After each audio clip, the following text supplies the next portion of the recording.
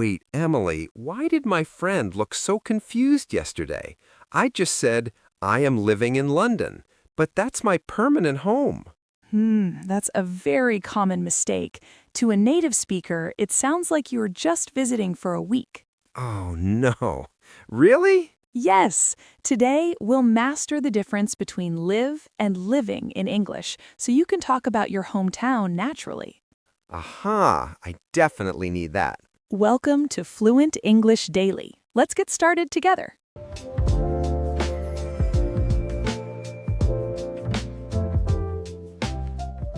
Exactly. It is a tiny difference in grammar, but a big difference in meaning. Let's really look at the difference between live and living in English.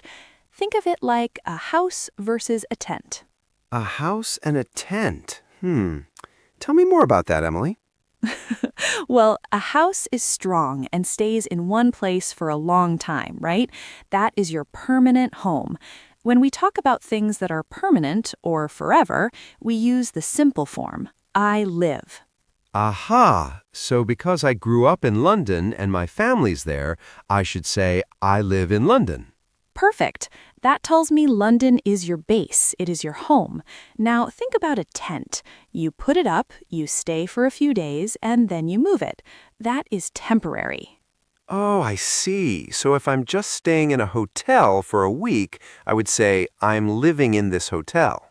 Exactly. Or I'm staying. Using the ing form, like I'm living, makes it sound like it will change soon. It's for right now, not for always. This is one of those common English grammar mistakes for speaking that can make people misunderstand you. Wow, I had no idea. Yesterday, when I told my friend I'm living in London, he probably thought I was moving away soon. Yes, he probably did. He might have thought, oh, where is John going next? That's why knowing how to talk about your hometown naturally is so important for building friendships. This is so helpful. It's about present simple versus present continuous for permanent states. I remember learning that in school, but I forgot how it feels in a real conversation. It's easy to forget when you're nervous. But remember, Emily and John are here to help. Let's practice some more. Imagine you're meeting someone for the first time at a party. What are some natural English phrases for introducing yourself? Let me try. I could say, Hi, I'm John. I live in the city center. Great. That sounds very natural. It tells the other person that you are a local. Now, what if you're just in the city for a 2-month work project? Then I would say, Hi, I'm John. I'm living in the city center for a short time for work. Spot on. You used the ing form because the situation is temporary. This is one of my favorite English fluency tips for daily conversation. Always think about if the action is a habit or a temporary moment. Habits are simple and moments are ing. That's a good way to remember it. Yes, and it's not just for the word live. It works for many verbs. For example, if you usually drink coffee every morning, you say, I drink coffee. That's your permanent habit. But right now I have a cup of tea in my hand. So I should say I am drinking tea? Exactly, John. You're a natural. You're talking about what is happening right this second. I feel much better now. I was worried I was speaking like a textbook. I want to sound friendly and real. And you do. Using the correct form helps people feel comfortable around you. If you say, I live here, it feels stable.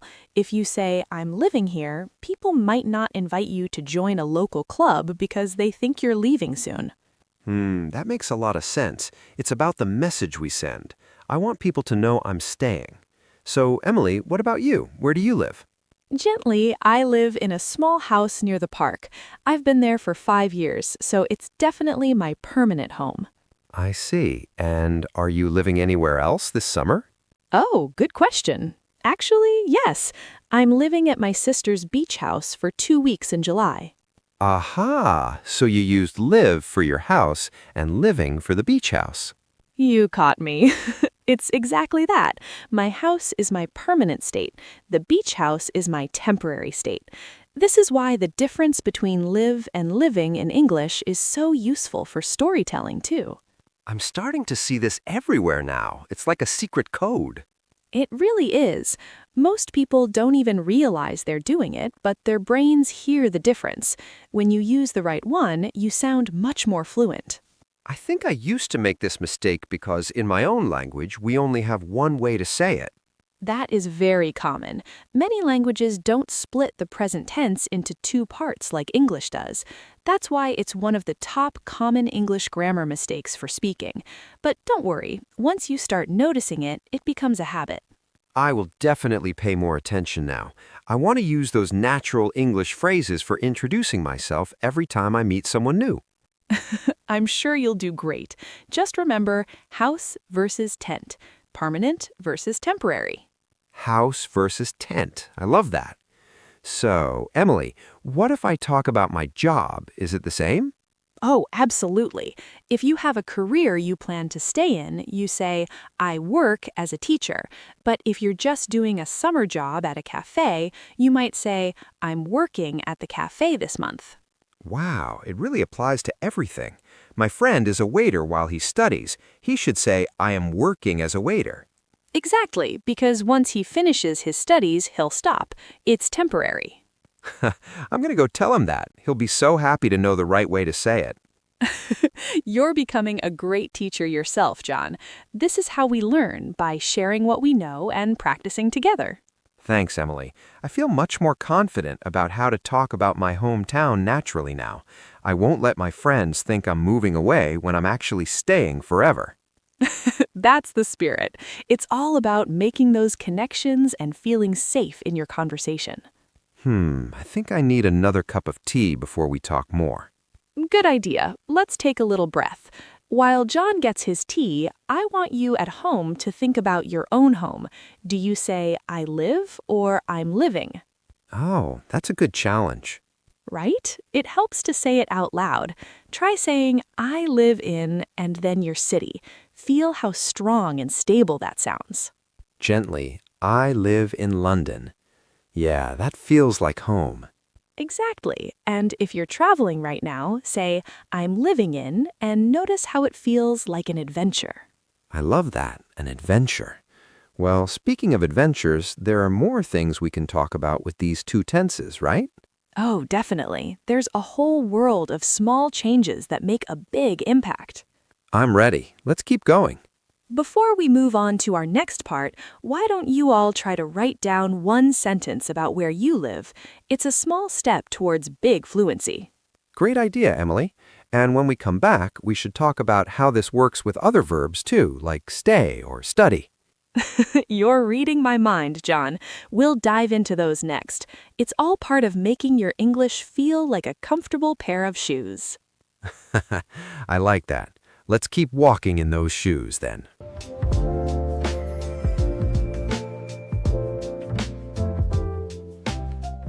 So, John, before we move on, I want to make sure we really understand these ideas. It is not just about words in a book.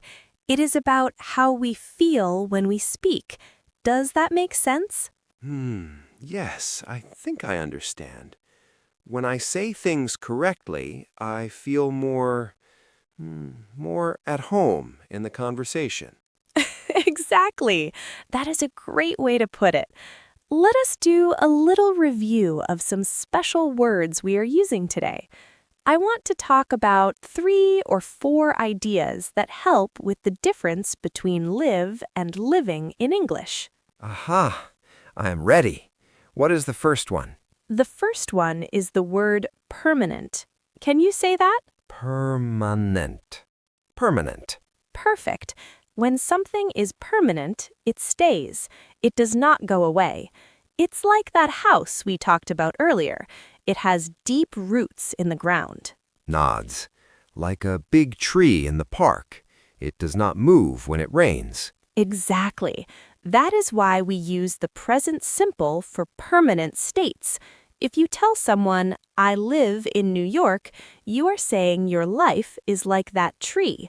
You are there to stay. It is your base. It is your permanent home. I see.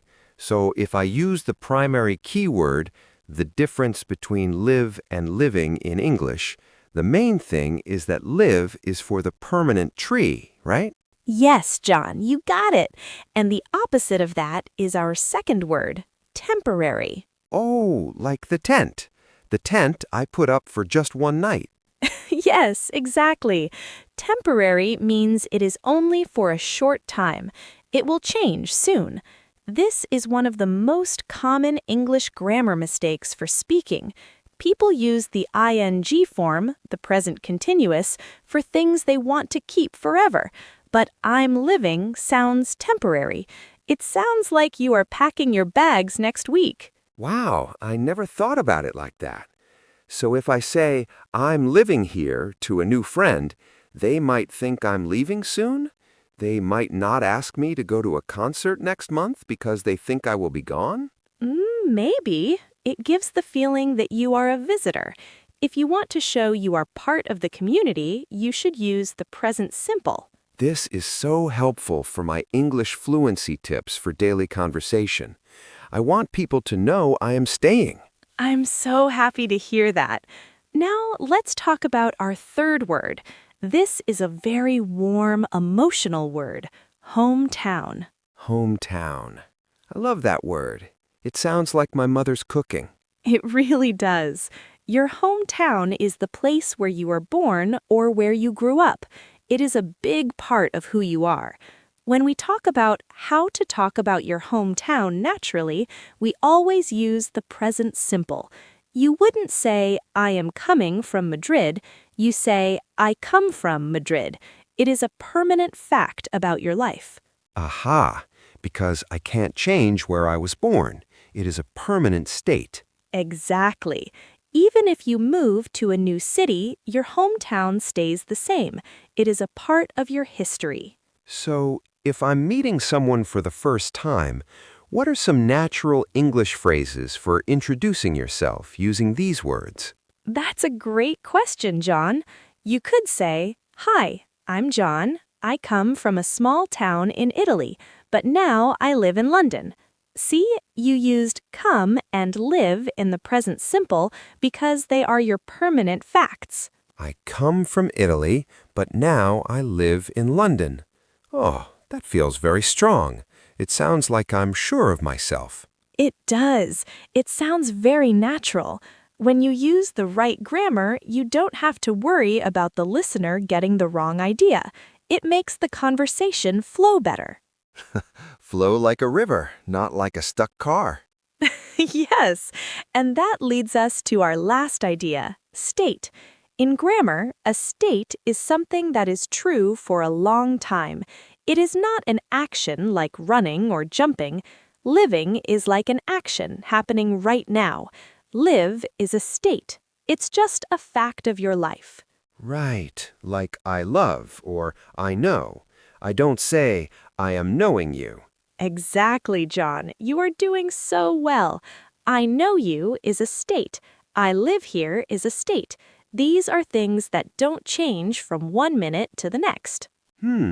So, knowing the difference between live and living in English is really about knowing if I am talking about a state or an action. You hit the nail on the head. That's exactly it.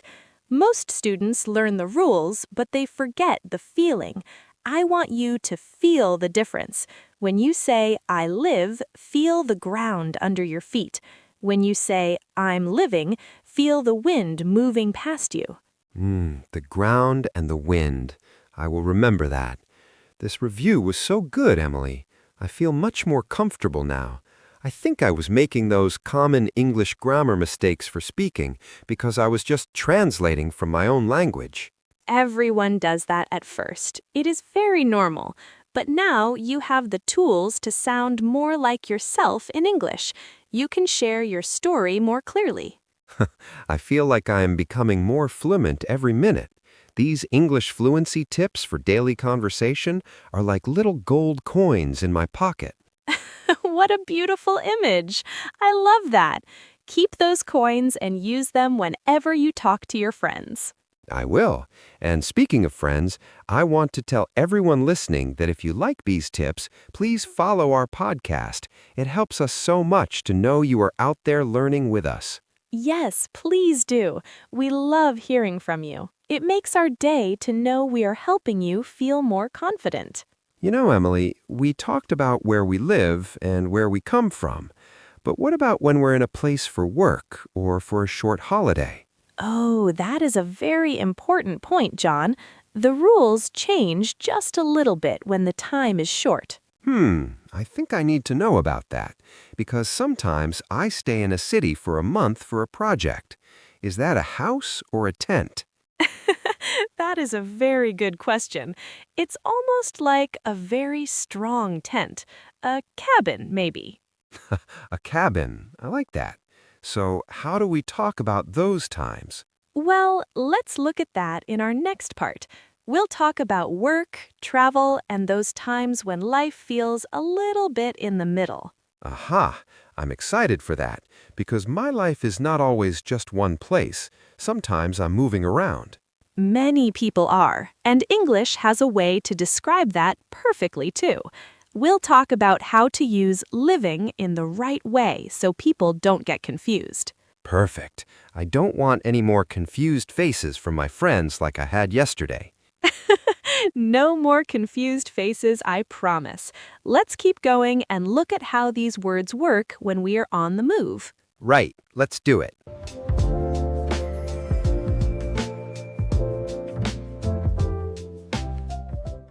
Exactly. That is a great way to put it. Let us do a little review of some special words we are using today. I want to talk about 3 or 4 things that will help you feel more confident. Now, John, are you ready to try some shadowing? This is one of my favorite English fluency tips for daily conversation. Shadowing? Oh, I have heard of that. That's where I repeat exactly what you say, right? Like a shadow following a person? Precisely. It helps your brain and your mouth work together. We are going to practice the difference between live and living in English by saying sentences out loud. This will help you avoid those common English grammar mistakes for speaking that we talked about earlier. Aha! I am ready. Let's do it. Perfect. I will say a sentence slowly, then I want you to repeat it with the same feeling. Let's start with a permanent state. Remember the house we talked about? Here's the sentence. I live in a quiet neighborhood. I live in a quiet neighborhood. Good. Now try to say it a bit more naturally. Imagine you are telling a new friend about your home. I live in a quiet neighborhood. I live in a quiet neighborhood. That feels stronger, like it's not changing soon. Exactly. That's the power of the present simple. When we use present simple versus present continuous for permanent states, it sounds very stable. Now let's try the opposite.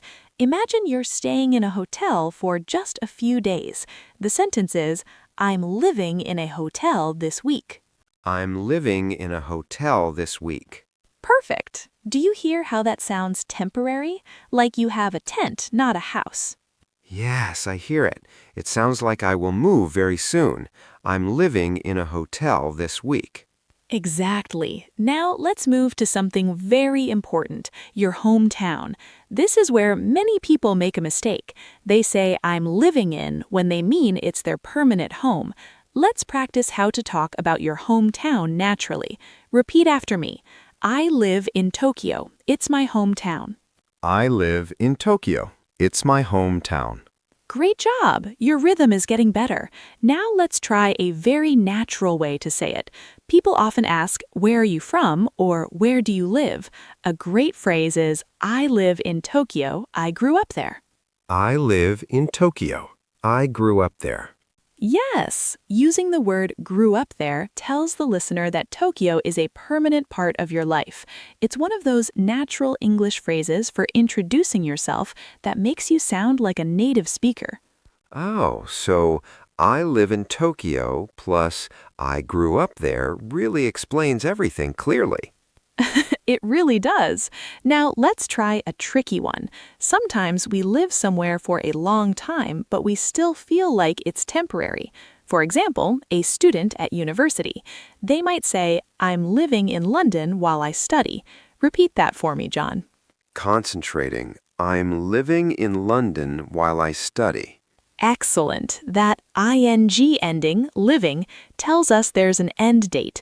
You're there for the study, and then maybe you'll move. Do you see the difference? Aha, I see. So if I say I live in London, it means I have no plans to leave. But if I say I'm living in London, I'm telling the person I might leave later. You've got it. You're mastering the difference between live and living in English perfectly. Let's do a few more quick ones for your mouth muscles. Repeat these short phrases after me. I live here. I live here. I'm staying here. I'm staying here. This is my home. This is my home. I'm visiting for now. I'm visiting for now. How does that feel, John? Do you feel the difference in your chest when you say them? Yes, actually. I live here feels heavy and solid. I'm living or I'm staying feels light, like I'm just passing through. I love that description. Heavy and solid versus light. That's exactly what a native speaker feels. When you use the right grammar, you are sharing your feelings, not just words. This is one of the best English fluency tips for daily conversation I can give you. Feel the grammar. I like that. Feel the grammar. I will remember that. It makes these natural English phrases for introducing yourself much easier to remember. I'm so glad. Let's try one more complex sentence before we move on. This one combines both. Listen carefully. I live in Spain now, but I'm living in an apartment until my house is ready. Oh, that's a long one. Let me try. I live in Spain now, but I'm living in an apartment until my house is ready. Wow, John, that was perfect. You used live for the country because that's permanent, and you used living for the apartment because that's temporary. You are really understanding present simple versus present continuous for permanent states. Thank you, Emily. I felt like a pro saying that. It really helps to practice out loud. It really does. Speaking is a physical skill, like dancing or sports. You have to train your voice. You're doing a wonderful job. Remember, it's okay to make common English grammar mistakes for speaking sometimes. The important thing is that you're learning how to talk about your hometown naturally and building your confidence. Aha, right. I feel much better than I did this morning when my friend was confused. That makes me so happy to hear. You're doing the work and it's showing. Why don't you take a deep breath? Let all that practice sink in. Okay, I'm ready for more. Good, because next we're going to look at some real-life situations where this gets even more interesting. If you're enjoying this practice, make sure to follow our podcast so you never miss a lesson on how to sound more like yourself in English. Now, let's think about how we can use these rules when we travel. Oh, traveling. That's a perfect time to use the temporary version, isn't it? Exactly, John. Let's talk about that.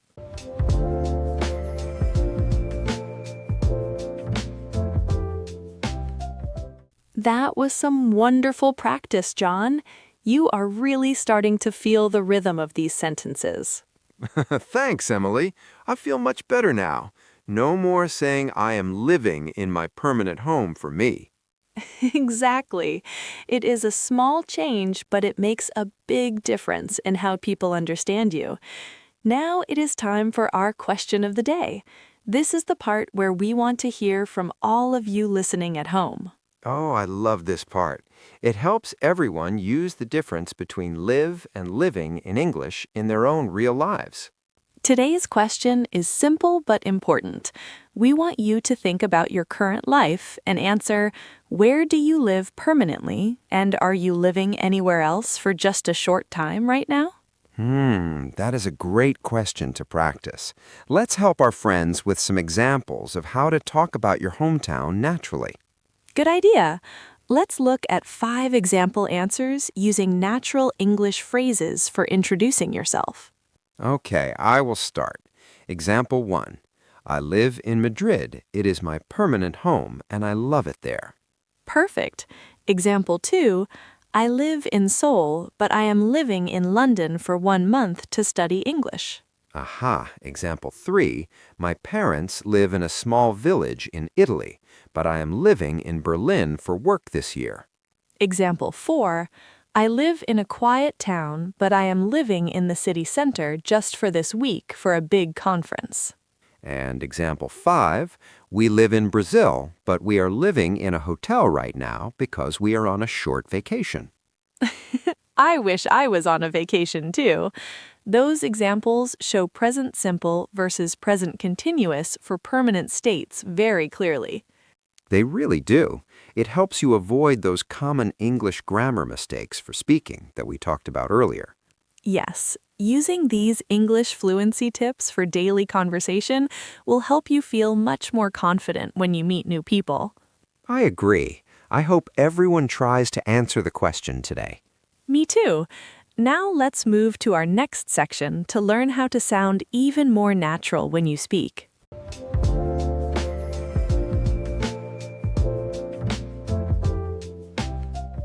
Well, we are at the end of our talk today. It was so nice sharing this time with you. It was very helpful, Emily. I feel much better about how to talk about my hometown naturally now. No more living in my permanent house. Exactly. Remember, the difference between live and living in English is just a small way to talk about time. One is for your home, and one is for a short visit. I see. Using these natural English phrases for introducing yourself makes everything feel much easier. It really does. Don't worry about being perfect. These English fluency tips for daily conversation are just tools to help you feel safe. Thank you. It feels like we're just friends having tea together. It does. Have a peaceful, lovely day. Goodbye. Goodbye, everyone. Congratulations on making it all the way through the lesson with Emily and John. If you found this video helpful, don't forget to hit the subscribe button right in the center of your screen so you never miss our next lesson. You can also check out more videos right over here on the left or right side. We've picked them just for you. Thanks for watching, and we'll see you in the next video.